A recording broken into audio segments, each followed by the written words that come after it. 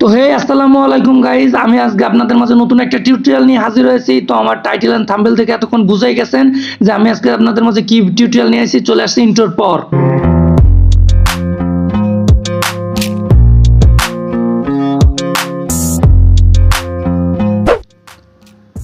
তো আসসালামু আলাইকুম গাইজ, আমরা সরাসরি মোবাইল স্ক্রিনে চলে আসলাম। তো আমরা গ্যালারির ভিতরে ঢুকে যে আমরা যে ছবিটি এডিট করব সেই কাঙ্ক্ষিত ছবিটি সিলেক্ট করলাম। কাঙ্ক্ষিত ছবিটি সিলেক্ট করার পর আমরা চলে যাব শেয়ার অপশানে। তো শেয়ার অপশানে ক্লিক করলাম। শেয়ার অপশানে ক্লিক করে আমরা চলে যাব ফেসঅ্যাপ নামক এই অ্যাপ্লিকেশনটায়। তো আমরা আজকে দেখতেই পাচ্ছি যে আজকে আমরা হেয়ার এডিটিং করব। আমাদের টাইটেল অ্যান্ড থাম্বনেলে তো দেওয়াই আছে যে কিভাবে আমরা হেয়ার এডিটিংটা করব। তো আমরা এই সামনের দিকে সোয়াইপ করব।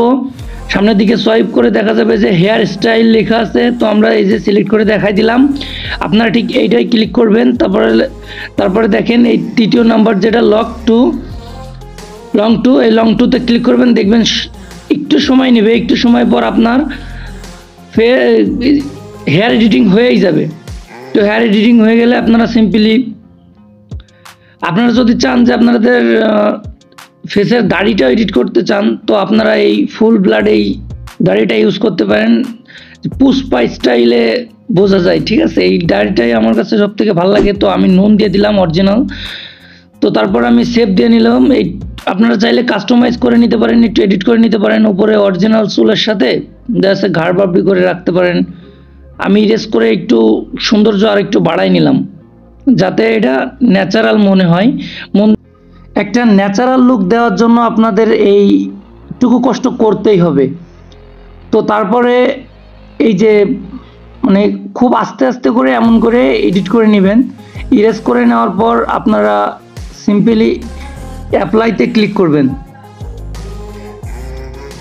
জুম করে দেখে নেবেন যে ভালো হয়েছে কিনা, যে ফেসের সাথে মিশছে কিনা, চুলের সাথে মিশছে কিনা। তো তারপর আপনারা আবার বের হয়ে যাচ্ছে।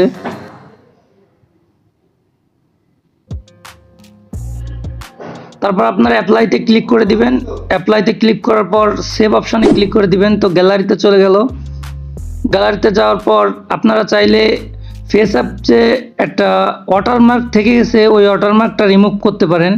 তো ওইটা একটু সিম্পলি ক্রপ করে দিবেন। ক্রপ অপশনে চাপ দিয়ে আমি আমার ফোনের যে এডিটিং অপশন আছে আমি সেই জায়গা থেকে ক্রপ করে নিলাম। এডিট অপশনে চাপ দেওয়ার পর আমি যে এটা ক্রপ অপশন আছে এই যে ক্রপিং, আমি এটা দিয়ে ক্রপ করে নিলাম।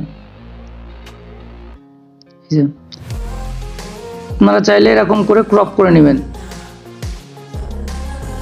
ক্রপ করার পর আপনারা সেভ অপশনে ক্লিক করে দিবেন। দেখবেন যে ওয়াটারমার্কটা নাই হয়ে গেছে। তো তারপর আবার এটা আমি শেয়ার করলাম। এয়ার ব্রাশ এক ক্লিকে কিভাবে ফটো এডিটিং করতে হয় বা ডিএসএলআর মোড করতে হয় সেই বিষয়ে আমি আমার আই বাটনে ভিডিও দিয়ে রাখবো। আপনারা না দেখলে প্লিজ গিয়ে দেখে আসবেন এক ক্লিকে কিভাবে ফটো এডিটিং করতে হয়, মানে ডিএসএলআর মোড করতে হয়। তারপরে লাইটরুমে কিভাবে প্রিসেট সেট করতে হয় আমি এই জিনিসটা ফাস্ট করে দিলাম, কারণ আমি আপনাদের ফাইনাল একটা রেজুলেশন বা ফাইনাল একটা ফটো কেমন হতে পারে সেই জিনিসটা দেখাবো। তো ফাইনালি আমি এডিট করার পর এমনটা দেখাচ্ছে ফটো। তো আমার লাইটরুমে প্রিসেট কিভাবে ব্যবহার করবেন সেই বিষয়ে টিউটোরিয়াল দিয়ে থাকবে আমার আই বাটনে। আমার আই বাটন থেকে আপনি এই টিউটোরিয়াল ভিডিওটা দেখে আসতে পারবেন কিভাবে এক একটা প্রিসেট ইউজ করতে হয়। তো আমি এই জায়গাটুকু ফাস্ট করে দিয়েছি। আপনারা চাইলে আমার এই আই বাটন থেকে আপনারা আমার ভিডিওটা দেখে আসতে পারবেন। আমি আমার ডিসক্রিপশন বক্সে লিঙ্ক দিয়ে দিব। আমি ফার্স্টের এই পিকচার থেকে এই পিকচারে এডিট করে দেখালাম। তো আমার ভিডিওটা দেখার জন্য ধন্যবাদ।